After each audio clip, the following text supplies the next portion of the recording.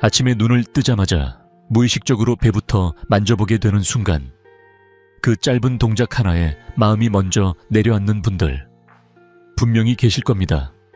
어젯밤에는 분명 많이 먹지도 않았는데 거울 앞에 서면 배는 어제보다 더 앞으로 나와 있고 허리선은 조금씩 기억 속으로 사라지는 느낌. 그래서 하루의 시작이 몸보다 마음이 먼저 무거워지는 경험 말입니다. 저는 진료실에서 지난 수십 년 동안 이런 한숨을 정말 수도 없이 들어왔습니다. 박사님, 예전처럼 먹지 않는데도 왜 이렇게 배만 나올까요? 걷기, 운동도 무릎이 아파서 힘들고 굶는 건 더 겁이 납니다. 그 질문 속에는 단순한 살 이야기가 아니라 나이 들면서 몸이 내 말을 듣지 않는 것 같다는 두려움이 함께 담겨 있었습니다. 오늘 이 시간에는 그런 마음을 안고 계신 분들을 위해 이야기를 꺼내려 합니다. 억지로 참지 않아도 되고 아픈 몸을 몰아붙이지 않아도 되며 특별한 약이나 극단적인 방법 없이도 몸이 스스로 지방을 내려놓도록 돕는 아주 단순한 아침 식사 이야기입니다. 저는 올해로 80을 넘겼고 50년 가까이 진료실을 지키며 수만 명의 환자분들을 직접 만나왔습니다. 체중계 숫자보다 중요한 것이 무엇인지, 일시적인 감량보다 오래 유지되는 변화가 왜 필요한지 그 답을 현장에서 배워왔습니다. 그래서 오늘 말씀드리는 내용은 책 속 이론이 아니라 오랜 시간 사람의 몸과 함께 살아오며 확인한 경험의 정리라고 보셔도 좋겠습니다. 며칠 전에도 한 환자분이 조심스럽게 제게 말씀하셨습니다. 예전에는 바지가 헐렁했는데 어느 순간부터 단추를 잠그는 게 부담이 되고 숨을 들이마셔야 겨우 잠길 때마다 괜히 자신감이 줄어든다고요. 운동을 하자니 관절이 걱정되고 덜 먹자니 기운이 먼저 빠져 하루가 힘들어졌다고 했습니다. 하지만 식사를 완전히 바꾸지 않고 아침 한 끼의 방식을 조금 바꾼 것만으로도 배가 서서히 가라앉고 하루가 훨씬 편안해졌다는 이야기를 들려주셨습니다. 그 변화의 중심에 있었던 것이 바로 오늘 이야기할 고구마와 두부였습니다. 이 영상에서는 왜 고구마가 나이가 들수록 오히려 도움이 되는 음식이 되는지, 왜 두부를 함께 먹어야 몸이 편안해지는지, 그리고 왜 아침이라는 시간이 그렇게 중요한지를 차분히 풀어가 보려 합니다. 지금 당장 무언가를 결심하지 않으셔도 괜찮습니다. 다만 끝까지 함께 들어보신다면 살을 빼야 한다는 부담 대신 몸이 가벼워질 수 있겠다는 감각을 먼저 느끼게 되실 겁니다. 그 지점에서부터 변화는 이미 시작됩니다. 고구마 이야기를 꺼내면 진료실 분위기가 미묘하게 달라지는 순간이 있습니다.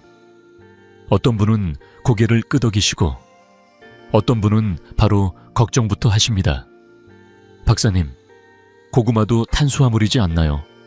혈당 오르는 거 아니에요? 이런 질문은 너무 자연스럽고 사실 아주 정직한 반응입니다. 평생 동안 우리는 탄수화물은 살을 찌우는 주범이라는 이야기를 수도 없이 들어왔기 때문입니다. 저 역시 젊은 시절에는 비슷한 생각을 했고 환자분들께 같은 질문을 받아오면서도 늘 설명이 필요하다는 걸 느껴왔습니다. 하지만 여기서 한 가지 꼭 짚고 넘어가야 할 부분이 있습니다. 문제는 탄수화물이냐 아니냐가 아니라 어떤 탄수화물이냐입니다. 밥, 빵, 면처럼 곱게 가공된 탄수화물과 고구마는 겉으로 보기엔 비슷해 보여도 몸속에서 작용하는 방식은 전혀 다릅니다. 고구마는 밥이나 밀가루, 음식처럼 빠르게 흡수되는 단순 탄수화물이 아니라 구조가 단단한 복합 탄수화물에 가깝습니다. 특히 나이가 들수록 이 차이는 몸에서 아주 분명하게 드러납니다. 고구마 속에는 저항성 전분이라는 성분이 풍부하게 들어 있습니다. 이 전분은 이름 그대로 쉽게 흡수되지 않습니다. 소장에서 급하게 당으로 바뀌지 않고 장으로 내려가 천천히 작용합니다. 이 과정 덕분에 혈당이 갑자기 치솟지 않고 인슐린도 과도하게 분비되지 않습니다. 인슐린이 급하게 많이 나오면 우리 몸은 남는 에너지를 지방으로 저장하려는 방향으로 움직이게 됩니다. 바로 이 지점이 배로 살이 붙기 시작하는 갈림길입니다. 고구마는 이 급격한 흐름을 만들어내지 않습니다. 그래서 같은 양을 먹어도 몸이 받아들이는 방식이 다를 수밖에 없습니다. 중장년층 환자분들 중에는 아침에 고구마를 먹었는데 오히려 속이 편하다고 말씀하시는 분들이 많습니다. 어떤 분은 배는 든든한데 이상하게 간식 생각이 안 난다고 하시고, 또 어떤 분은 예전처럼 더부룩하지 않다고 표현하십니다. 이건 기분 탓이 아닙니다. 혈당이 천천히 올라가고 안정적으로 유지되면 몸은 불필요한 신호를 보내지 않습니다. 갑자기 단 것이 당기거나 이유 없이 허기가 몰려오는 일이 줄어들게 됩니다. 자연스럽게 하루 전체 식사의 흐름도 달라지기 시작합니다. 제가 진료 현장에서 오랫동안 지켜본 바로는 나이가 들수록 조금만 먹어도 살이 찐다고 느끼는 분들이 많습니다. 하지만 자세히 들여다보면 양의 문제가 아니라 음식의 성격이 문제인 경우가 대부분이었습니다. 몸은 예전보다 느려졌는데 음식은 여전히 빠르게 흡수되는 것들 위주로 들어오니 남는 에너지가 배에 쌓이는 구조가 되는 겁니다. 고구마는 이 흐름을 완전히 뒤집어줍니다. 천천히 들어와 천천히 쓰이게 만들고 몸이 스스로 정리할 시간을 벌어줍니다. 그래서 저는 수많은 식재료 중에서도 고구마를 계속 선택해 왔습니다. 값비싼 재료도 아니고 특별한 조리법이 필요한 것도 아니며 무엇보다 우리에게 익숙한 음식입니다. 익숙하다는 건 오래 갈 수 있다는 뜻이기도 합니다. 건강은 잠깐의 결심으로 만들어지지 않습니다. 몸에 무리가 없고 부담 없이 반복할 수 있어야 합니다. 고구마는 그런 조건을 갖춘 몇 안 되는 음식 중 하나입니다. 하지만 여기서 한 가지 더 중요한 이야기가 남아 있습니다. 고구마가 아무리 좋은 음식이라 해도 혼자서 모든 역할을 다 하지는 못합니다. 실제로 고구마만 먹었을 때와 어떤 음식과 함께 먹었을 때 몸의 반응은 또 달라집니다. 바로 그 다음 이야기에서 왜 제가 고구마를 두부와 함께 권해드리는지 그 이유를 차분히 이어서 말씀드리겠습니다. 고구마 이야기를 여기까지 들으신 분들 중에는 이런 생각이 드셨을지도 모르겠습니다. 그럼 고구마만 먹어도 되는 건가요? 실제로 진료실에서도 아주 자주 받는 질문입니다. 제 대답은 늘 비슷합니다. 고구마만으로도 분명 도움이 되지만 몸을 더 편안하게 만들고 감량 이후까지 생각한다면 반드시 단백질을 함께 드셔야 합니다라는 말입니다. 특히 나이가 들수록 이 원칙은 선택이 아니라 기준에 가까워집니다. 체중이 줄어들 때 많은 분들이 단순히 살이 빠진다고 생각하시지만 몸 안에서는 조금 다른 일이 벌어집니다. 관리 없이 체중이 줄면 가장 먼저 빠지는 것은 지방이 아니라 근육인 경우가 많습니다. 근육이 줄어들면 기운이 떨어지고 관절이 불안해지며 조금만 움직여도 피로가 빨리 찾아옵니다. 그래서 살은 빠졌는데 몸이 더 힘들다고 느끼는 분들이 생깁니다. 저는 이런 경우를 너무 많이 봐왔기 때문에 체중 감량 이야기를 할 때마다 항상 단백질 이야기를 함께 꺼냅니다. 그렇다면 어떤 단백질이 좋을까요? 고기나 생선이 떠오르실 수도 있지만 치아가 약해졌거나 위장이 예민한 분들께는 오히려 부담이 될 수 있습니다. 이때 가장 부드럽게 그 역할을 해주는 식품이 바로 두부입니다. 두부는 식물성 단백질이면서도 소화가 잘 되고 씹는 부담이 적어 노년층에게 특히 잘 맞습니다. 실제로 아침에 고기나 달걀은 부담스럽다고 하시던 분들도 두부는 편하게 드신다고 말씀하십니다. 두부의 가장 큰 장점은 살을 빼는 과정에서 몸을 지켜준다는 점입니다. 고구마와 함께 먹으면 혈당이 안정되고 포만감이 오래가지만 여기에 두부가 더해지면 몸이 필요한 재료를 충분히 공급받게 됩니다. 그 결과 체중은 서서히 줄어들면서도 기운은 유지되고 관절이나 허리에 가해지는 부담도 덜해집니다. 진료실에서 배는 확실히 덜 고픈데 예전처럼 힘이 빠지지 않는다고 말씀하시는 분들이 점점 늘어난 것도 바로 이 조합 덕분이었습니다. 한 번은 이런 분도 계셨습니다. 살을 빼려고 아침을 거르거나 과일만 드시다가 오히려 오후가 되면 다리가 후들거리고 무릎이 더 아파졌다는 분이었습니다. 그분께 고구마와 두부를 함께 드셔보시라고 권했고 며칠 뒤 다시 배웠을 때 몸이 이상하게 가볍다, 관절이 덜 뻣뻣하다고 말씀하셨습니다. 체중 변화보다 먼저 몸의 느낌이 달라진 것이죠. 저는 이런 경험들을 통해 살을 빼는 식사는 몸을 소모시키는 과정이 되어서는 안 된다는 확신을 더 굳히게 되었습니다. 고구마와 두부를 함께 먹는다는 것은 단순히 배를 채운다는 의미가 아닙니다. 몸이 불안해하지 않도록 안심시키는 식사에 가깝습니다. 충분히 들어오고 천천히 쓰이며 남지 않게 정리되는 흐름을 만드는 것입니다. 그래서 이 조합을 드신 분들은 억지로 참는다는 느낌 대신 자연스럽게 덜 먹게 된다는 표현을 자주 사용하십니다. 이제 여기서 한 가지 더 중요한 이야기가 남아 있습니다. 고구마와 두부를 함께 먹는 것만으로도 충분히 좋지만 어떤 비율로 먹느냐에 따라 몸의 반응은 또 달라집니다. 다음 이야기에서는 왜 제가 이 두 가지를 1대1로 권해드리는지 그 이유를 조금 더 구체적으로 풀어보겠습니다. 이쯤에서 많은 분들이 가장 궁금해하시는 지점이 바로 이겁니다. 같이 먹는 게 중요하다는 건 알겠는데 왜 꼭 같은 양이어야 하나요? 진료실에서도 이 질문을 정말 많이 받습니다. 고구마가 몸에 좋다고 하니 조금 더 넣어도 될 것 같고 단백질이 중요하다니 두부를 많이 먹으면 더 든든하지 않을까 하는 생각. 충분히 자연스럽습니다. 하지만 몸은 우리가 생각하는 것보다 훨씬 섬세하게 균형에 반응합니다. 제가 1대1 비율을 강조하는 이유는 이 균형이 무너질 때 몸의 방향도 함께 흔들리기 때문입니다. 고구마와 두부를 같은 비율로 맞춘다는 것은 단순한 계산이 아닙니다. 탄수화물과 단백질이 동시에 들어왔을 때 몸은 가장 안정적인 상태로 에너지를 처리합니다. 고구마에서 들어온 에너지는 천천히 풀리고 두부의 단백질은 그 속도를 잡아주는 역할을 합니다. 이 둘이 비슷한 양으로 들어오면 혈당은 급하게 오르지 않고 인슐린도 과도하게 분비되지 않습니다.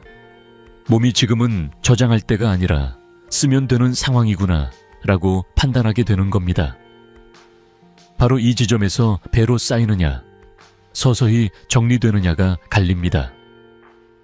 고구마의 비율이 지나치게 많아지면 처음에는 맛있고 먹기 쉬울 수 있습니다. 달콤하고 부드러우니까요. 하지만 시간이 지나면 포만감이 생각보다 빨리 꺼지고 다시 무언가를 찾게 되는 경우가 많습니다. 반대로 두부의 비율이 너무 높아지면 몸은 든든하긴 하지만 부담을 느끼기 시작합니다. 특히 아침 시간에는 위장이 아직 완전히 깨어나지 않은 상태이기 때문에 무거운 느낌이 들 수 있습니다. 이 두 가지 극단을 모두 피할 수 있는 지점이 바로 1대1입니다. 이 비율의 가장 큰 장점은 배는 분명히 부른데 몸은 긴장하지 않는다는 점입니다. 식사를 하고 나서도 졸음이 쏟아지지 않고 괜히 더 먹고 싶다는 생각이 줄어듭니다. 실제로 이 비율을 지킨 분들일수록 아침을 먹고 나면 점심까지 생각보다 편하다고 말씀하십니다. 그 결과 하루 전체 섭취량이 자연스럽게 줄어들고 복부 지방과 내장 지방의 변화도 비교적 빠르게 나타납니다. 저는 이 과정을 수없이 지켜보며 숫자보다 몸의 반응을 믿게 되었습니다. 한 환자분은 이렇게 표현하셨습니다. 배는 든든한데 살이 붙는 느낌이 없어요. 이 말이 바로 1:1 비율의 핵심을 가장 잘 설명해 줍니다. 든든하다는 것은 충분히 먹었다는 신호이고, 살이 붙지 않는다는 것은 몸이 불필요한 저장을 하지 않았다는 뜻입니다. 이 두 가지가 동시에 만족되기는 생각보다 어렵지만 이 조합에서는 가능합니다. 그리고 중요한 점 하나를 더 말씀드리고 싶습니다. 이 비율은 엄격한 규칙이 아니라 몸이 가장 편안해 하는 기준선이라는 점입니다. 하루 이틀은 조금 달라져도 괜찮습니다. 하지만 기준을 알고 있으면 다시 돌아올 수 있습니다. 건강한 식사는 늘 완벽함보다 방향성이 중요합니다. 이제 고구마와 두부를 왜 함께 먹어야 하는지, 그리고 왜 같은 비율이 중요한지까지 이해하셨다면 다음 단계는 아주 단순합니다. 그럼 실제로 어떻게 준비하고 어떻게 먹으면 좋을까라는 질문입니다. 다음 이야기에서는 복잡한 계산 없이 누구나 바로 따라할 수 있는 고구마 두부 수프의 실제 모습으로 자연스럽게 이어가 보겠습니다. 이제 이쯤에서 많은 분들이 마음속으로 안도하셨을지도 모르겠습니다. 생각보다 복잡하지 않네. 맞습니다. 제가 이 수프를 수십 년 동안 환자분들께 권해온 가장 큰 이유도 바로 그 단순함에 있습니다. 건강을 위한 식사가 너무 복잡해지는 순간 그건 오래 갈 수 없습니다. 준비하기 어렵고 기억해야 할 규칙이 많아지면 아무리 좋은 방법이라도 생활 속에서 사라지기 마련입니다. 그래서 이 수프의 출발점은 언제나 같습니다. 집에 있는 재료로 누구나 부담 없이 시작할 수 있어야 한다는 건 말입니다. 필요한 재료는 딱 두 가지입니다. 삶거나 부드럽게 익힌 고구마, 그리고 단단한 두부입니다.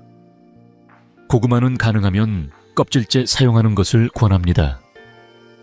껍질에는 우리가 생각하는 것보다 많은 영양이 남아있고 굳이 깎아낼 이유가 없습니다. 손질이 간단해지는 것도 큰 장점입니다.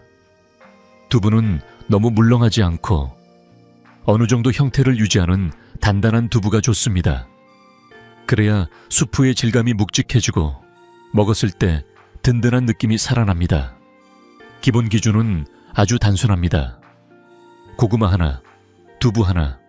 이 기준은 정확한 무게를 재라는 뜻이 아닙니다. 눈으로 보기에 비슷한 양이면 충분합니다. 저는 항상 계량컵보다 중요한 건 내 몸의 느낌이라고 말씀드립니다. 고구마를 조금 더 넣으면 자연스럽게 달콤하고 부드러운 맛이 살아나고, 두부를 조금 더 늘리면 묵직함과 포만감이 길어집니다. 이 미세한 조절은 규칙이 아니라 선택입니다. 본인의 입맛과 몸 상태에 따라 조금씩 맞춰가시면 됩니다. 여기서 제가 꼭 강조하고 싶은 점이 하나 있습니다. 이 수프의 목적은 참아가며 먹는 음식이 아니라는 것입니다. 건강을 위해 억지로 삼키는 식사는 오래 가지 못합니다. 저는 진료실에서 처음엔 잘 먹다가도 어느 순간 손이 안 가더라는 이야기를 정말 많이 들었습니다. 그 이유는 거의 같습니다. 맛이 없거나 먹을 때마다 인내가 필요했기 때문입니다. 그래서 저는 늘 이렇게 말씀드립니다.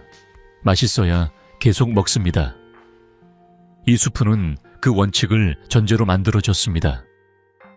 실제로 많은 분들이 처음에는 큰 기대 없이 시작하셨다가 생각보다 맛있어서 놀랐다고 말씀하십니다. 고구마의 자연스러운 단맛과 두부의 고소함이 섞이면서 자극적이지 않지만 질리지 않는 맛이 만들어집니다. 이 맛의 가장 큰 장점은 매일 먹어도 부담스럽지 않다는 점입니다. 오늘은 조금 더 달게, 어떤 날은 더 담백하게, 몸 상태에 따라 자연스럽게 조절할 수 있습니다. 그렇게 먹다 보면 어느 순간 이 수프가 관리 식단이 아니라 그냥 익숙한 아침 식사가 되어 있습니다. 저는 오랫동안 환자분들께 건강은 결심이 아니라 환경이라고 말씀해 왔습니다. 특별한 날에만 실천하는 것이 아니라 아무 생각 없이도 반복할 수 있어야 진짜 변화가 생깁니다. 이 수프의 재료와 기준이 단순한 이유도 바로 여기에 있습니다. 냉장고를 열었을 때 부담 없이 꺼낼 수 있고 만들기 전에 망설이지 않게 하는 구조, 그게 가장 중요합니다. 이제 재료와 기준이 머릿속에 그려지셨다면 다음 단계는 더 이상 설명이 필요 없을 정도로 간단합니다. 그럼 실제로 어떻게 만들면 될까라는 질문이 자연스럽게 떠오르실 겁니다. 다음 이야기에서는 이 두 가지 재료를 가지고 아침마다 스트레스 없이 준비할 수 있는 아주 쉬운 조리 과정을 차분히 이어가 보겠습니다. 이제 여기까지 오셨다면 아마 마음속으로 이런 생각이 드실 겁니다. 재료도 단순한데 만드는 건 더 어렵지 않겠지요? 네. 맞습니다. 오히려 여기서부터는 부담이 더 내려갑니다. 저는 이 수프를 설명할 때마다 일부러 조리 과정을 최대한 짧게 말씀드립니다. 이유는 하나입니다. 아침은 의지가 가장 약한 시간이고 복잡한 조리는 그 자체로 포기의 이유가 되기 때문입니다. 몸에 좋은 음식이 일상이 되려면 힘을 들이지 않아도 되는 구조여야 합니다. 이 수프의 조리법은 말 그대로 단순합니다. 삶거나 부드럽게 익혀둔 고구마와 두부를 믹서에 넣습니다. 그 다음은 물입니다. 여기서 중요한 건 정확한 양이 아니라 부드럽게 갈릴 정도라는 감각입니다. 처음에는 조금만 넣고 갈아보신 뒤 너무 되직하면 물을 조금 더 추가하시면 됩니다. 저는 이 과정을 설명할 때 항상 수저로 떠서 천천히 흘러내리는 정도라고 말씀드립니다. 너무 묽을 필요도 없고 숟가락이 서 있을 정도로 되직할 필요도 없습니다. 이 중간 지점이 가장 먹기 편하고 포만감도 좋습니다. 소금이나 복잡한 양념은 굳이 넣지 않아도 됩니다. 고구마 자체의 단맛과 두부의 고소함만으로도 충분히 균형이 맞습니다. 오히려 양념을 많이 넣기 시작하면 처음에는 맛있을 수 있지만 어느 순간 질리거나 부담이 될 수 있습니다. 이 수프의 장점은 자극이 없다는 점입니다. 그래서 매일 먹어도 속이 편하고 몸이 긴장하지 않습니다. 처음에는 심심하게 느껴질 수 있지만 며칠만 지나면 이 담백함이 오히려 편안하게 느껴지실 겁니다. 제가 이 수프를 특히 아침 식사로 권하는 이유 중 하나는 미리 준비할 수 있다는 점입니다. 한 번에 여러 그릇 분량을 만들어 냉장이나 냉동 보관해 두시면 아침마다 새로 만들 필요가 없습니다. 냉장 보관은 며칠 정도, 냉동 보관은 조금 더 길게 가능합니다. 이렇게 준비해두면 아침에 할 일은 단 하나입니다. 꺼내서 드는 것, 그 간단한 동작 하나로 하루의 식사가 시작됩니다. 따뜻하게 데워 드시는 것을 저는 늘 권합니다. 차가운 음식은 생각보다 위장을 자극하고 특히 아침에는 몸을 더 긴장시키는 경우가 많습니다. 반대로 따뜻한 수프는 속을 부드럽게 풀어주고 몸에 이제 하루를 시작해도 괜찮다는 신호를 줍니다. 실제로 이 수프를 따뜻하게 드신 분들 중에는 아침에 속이 편해서 하루가 다르다, 출근하거나 외출할 때 몸이 덜 굳는다 고 말씀하시는 분들이 많았습니다. 이 과정에서 제가 늘 강조하는 점이 하나 있습니다.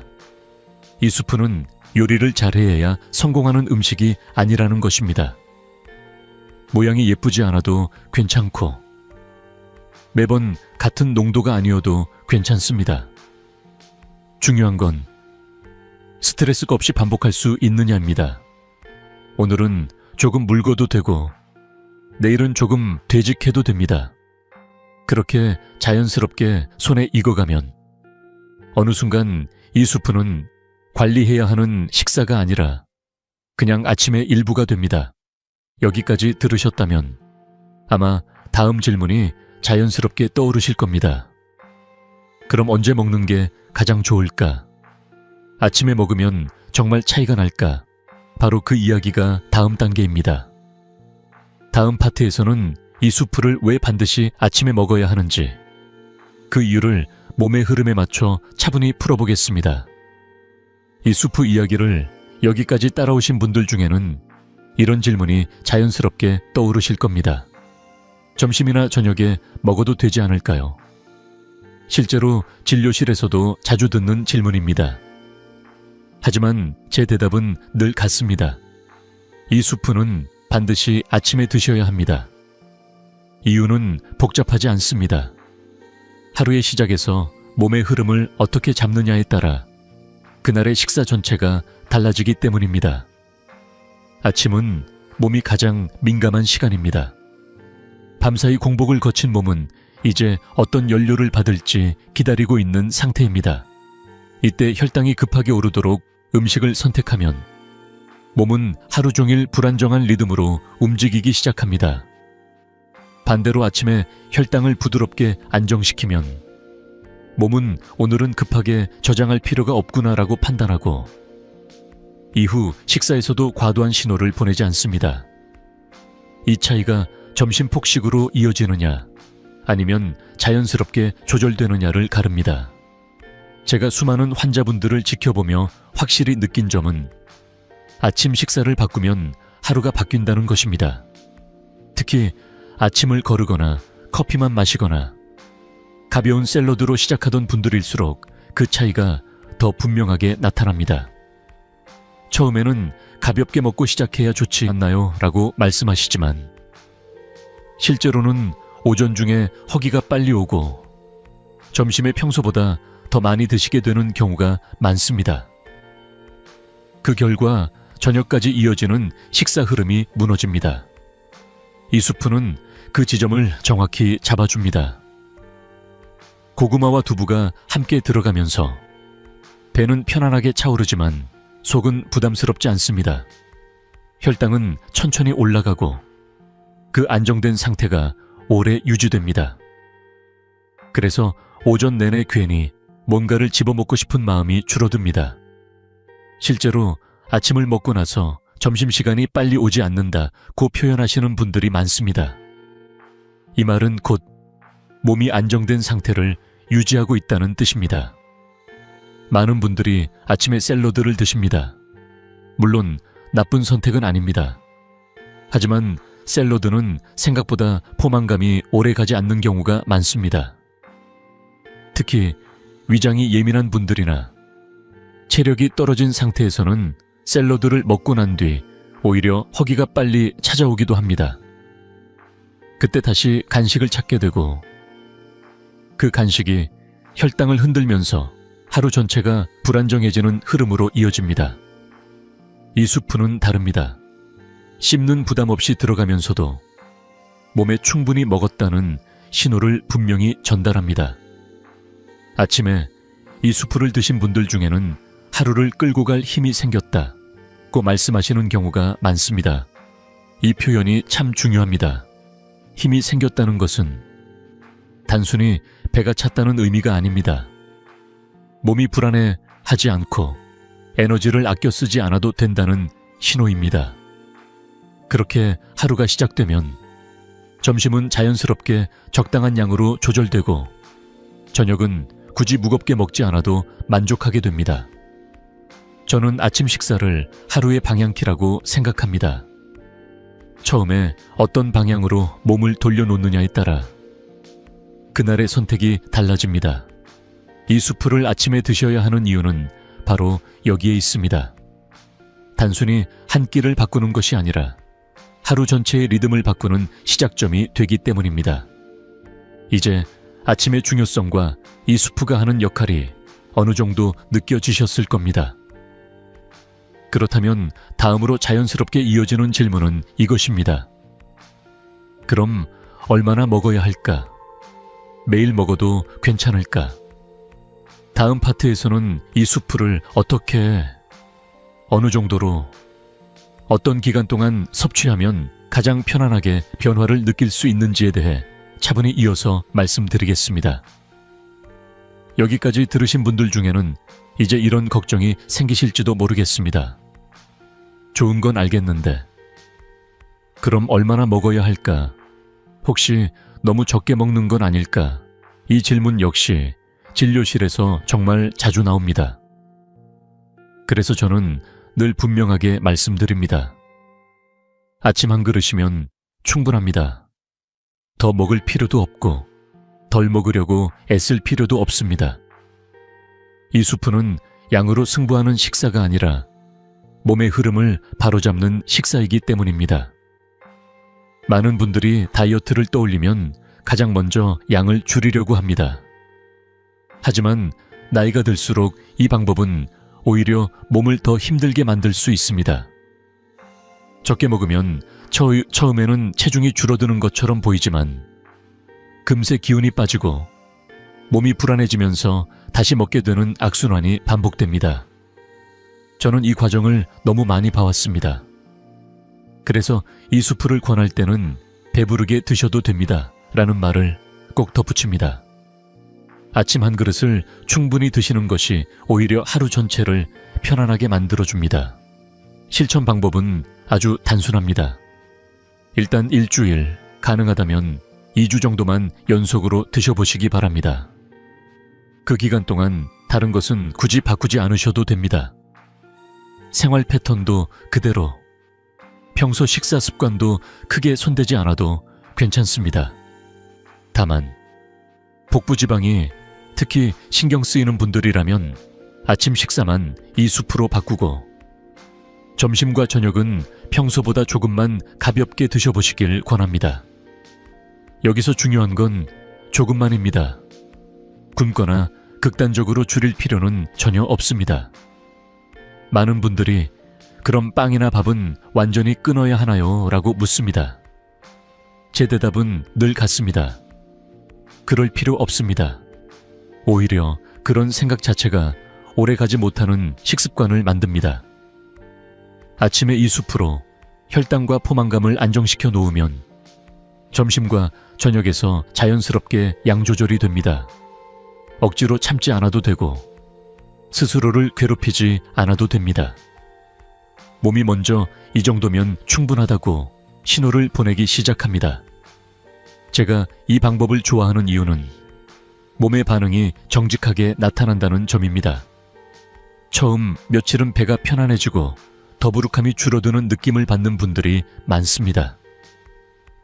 그 다음에는 간식 생각이 눈에 띄게 줄어들고 식사 사이가 훨씬 편안해집니다.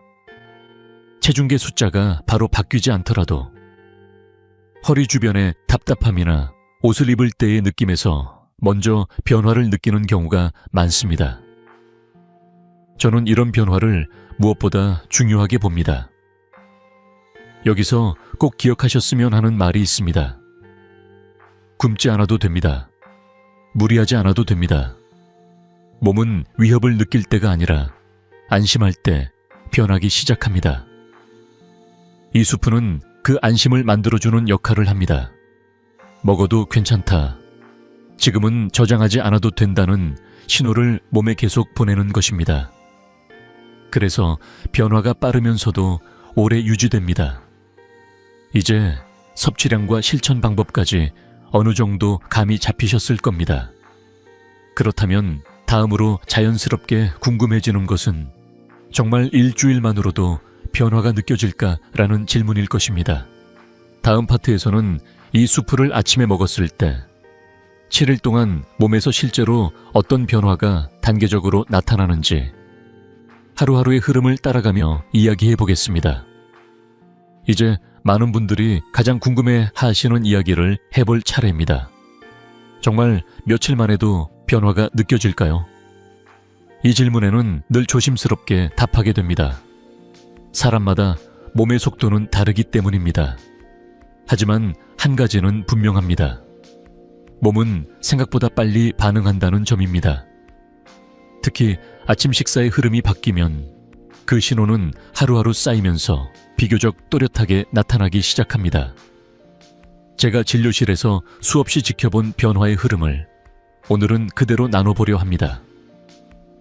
처음 하루나 이틀 정도가 지나면 많은 분들이 가장 먼저 말씀하시는 것이 속의 느낌입니다. 배가 가볍고 아침에 일어났을 때 더부룩함이 덜하다는 표현을 자주 하십니다. 전날 저녁에 많이 먹지 않았는데도 항상 남아있던 묵직함이 사라지고 화장실에서도 한결 편해졌다고 말씀하시는 분들도 계십니다. 이 시기의 변화는 겉으로 보이는 살보다 몸 안의 흐름이 정리되기 시작했다는 신호에 가깝습니다. 저는 이 단계가 무엇보다 중요하다고 생각합니다. 3일에서 4일 정도가 지나면 조금 다른 변화가 찾아옵니다. 간식에 대한 생각이 눈에 띄게 줄어듭니다. 예전 같으면 오전이나 오후에 자연스럽게 손이 가던 과자나 빵이 떠오르지 않거나 떠올라도 굳이 찾지 않게 됩니다. 이건 의지가 강해진 것이 아니라 아침에 혈당과 포만감이 안정되면서 몸이 불필요한 신호를 덜 보내기 때문입니다. 실제로 하루가 훨씬 조용해졌다고 표현하시는 분들도 계십니다. 몸이 괜히 바쁘게 요구하지 않는 상태, 바로 그 느낌입니다. 5일에서 6일 차쯤 되면 드디어 많은 분들이 거울을 다시 보게 됩니다. 배가 아주 크게 줄어든 것은 아니지만 분명히 달라진 느낌이 있습니다. 바지를 입을 때 덜 조이거나 허리 주변이 한결 부드러워진 느낌을 받게 됩니다. 동시에 잠이 편해졌다는 이야기도 자주 나옵니다. 밤에 뒤척이는 시간이 줄고 아침에 일어날 때 몸이 덜 굳어 있다는 말도 들려옵니다. 이 시점은 몸이 새로운 리듬에 적응하기 시작했다는 신호입니다. 그리고 7일째가 되면 변화는 조금 더 분명해집니다. 허리 둘레를 직접 재보지 않아도 옷의 느낌으로 알 수 있는 차이가 생깁니다. 물론 모든 분이 같은 속도로 변하지는 않습니다. 하지만 뭔가 달라지고 있구나 라는 확신을 갖게 되는 시점이 바로 이 즈음입니다. 저는 이 확신이 무엇보다 중요하다고 생각합니다. 이때부터는 억지로 이어가는 것이 아니라 자연스럽게 계속하고 싶어지기 때문입니다. 이 과정에서 토핑은 아주 단순하게 유지하시는 것이 좋습니다. 씨알류를 살짝 으깨서 넣거나 참기름을 한 작은 술 정도만 더하시면 충분합니다. 양을 많이 늘릴 필요는 없습니다. 토핑은 맛을 살짝 돋우는 역할이지 주인공이 되어서는 안 됩니다. 이 수프의 중심은 어디까지나 고구마와 두부입니다. 제가 이 7일의 흐름을 좋아하는 이유는 무리하지 않아도 변화가 보인다는 점입니다. 굶지 않았고 아픈 몸을 억지로 움직이지도 않았습니다. 그저 아침의 방향을 조금 바꿨을 뿐입니다. 이 작은 변화가 몸에 쌓이면서 다음 주, 그 다음 주로 이어질 수 있는 기반이 만들어집니다. 이제 마지막으로 남은 이야기는 이 변화를 어떻게 바라보고 어떻게 이어가면 좋을지에 대한 부분입니다. 다음 마무리 이야기에서는 오늘 나눈 모든 내용을 한 번 더 정리하며 앞으로의 생활 속에서 이 방법을 어떻게 편안하게 이어갈 수 있을지에 대해 차분히 말씀드리겠습니다. 이제 긴 이야기를 거의 다 함께 걸어왔습니다. 오늘 제가 나눈 내용은 새롭고 특별한 비법이라기보다는 몸을 억지로 몰아붙이지 않고 자연스러운 방향으로 돌려놓는 방법에 가깝습니다. 굶어야만 살이 빠진다는 생각, 아픈 몸을 참고 운동해야만 변화가 온다는 부담, 그런 것들에서 잠시 내려와도 괜찮다는 이야기를 드리고 싶었습니다. 고구마와 두부라는 익숙한 음식으로 아침 한 끼의 흐름만 바꿔도 몸은 충분히 다른 반응을 보여줄 수 있습니다. 중요한 것은 완벽하게 하려는 마음이 아닙니다. 하루 이틀 놓쳐도 괜찮고 맛이 조금 달라져도 괜찮습니다. 다만 정확히 7일 정도만 몸의 신호를 천천히 들어보시길 권합니다.